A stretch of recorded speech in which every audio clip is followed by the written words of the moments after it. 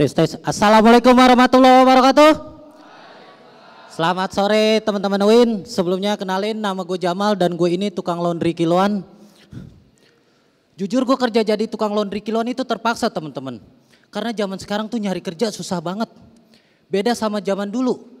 Makanya engkong gue lagi tuh pernah bilang ke gue, Mal, zaman dulu mah anak mudanya gak ada yang nganggur.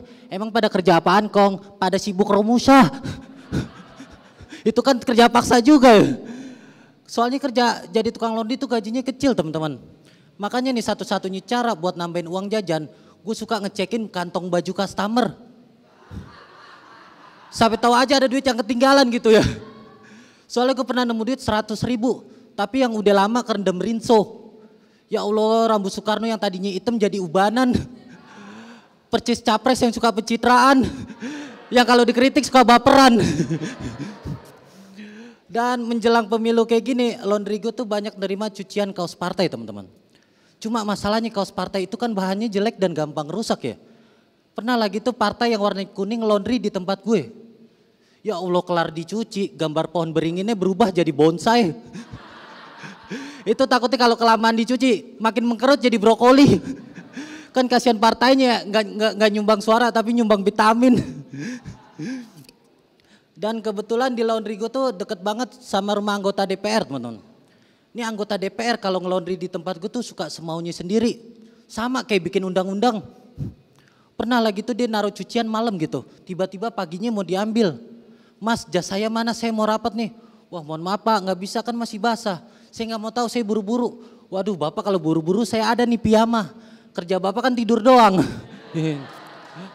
Wah, kebetulan Mas, kemarin saya tidur pakai jas gerah. Dan karena kerja di laundry itu gajinya bulanan teman-teman. Kadang gue buat makan sehari-hari tuh suka ngutang di warteg sebelah. Nama wartegnya tuh Mega Bahari teman-teman. Kebetulan yang punya janda tua sih. Cuma yang namanya orang tua tuh mulutnya suka ember gitu.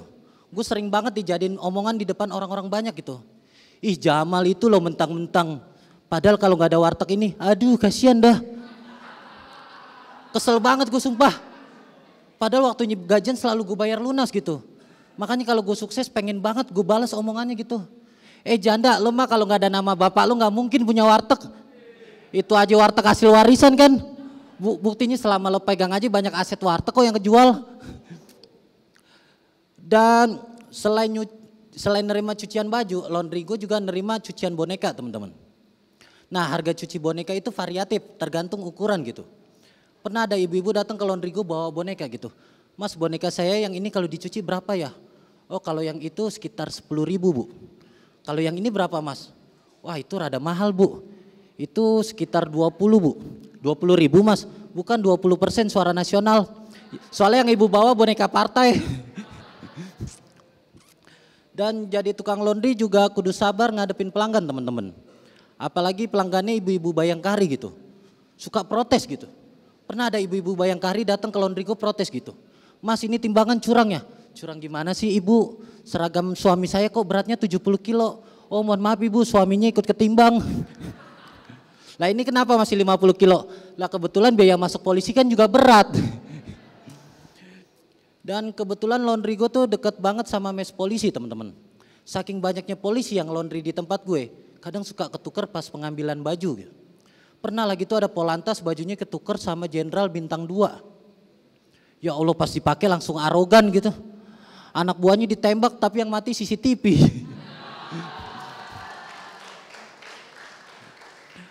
Dan nyuciin seragam polisi juga kudu hati-hati teman-teman.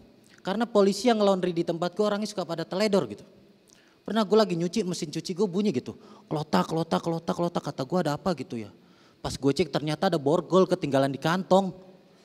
Kok bisa borgol gitu? Untung cuma borgol. Coba yang ketinggalan gas air mata terus meledak. Ya Allah, gue belum siap mati kayak korban Kanjuruhan. Kan kasihan angin ya, gak kenapa-napa disalahin gitu. Ngomongin masalah angin teman-teman, gue tuh mau bahas polusi udara di Jakarta. Belakangan ini polusi udara di Jakarta tuh bikin dada nyesek teman-teman. Soalnya kemarin gue lagi naik motor gak pakai masker, nerobos lampu merah. Ketilang polisi kena 200.000, nyesek juga. Ternyata polusi sama polisi sama-sama bikin nyesek.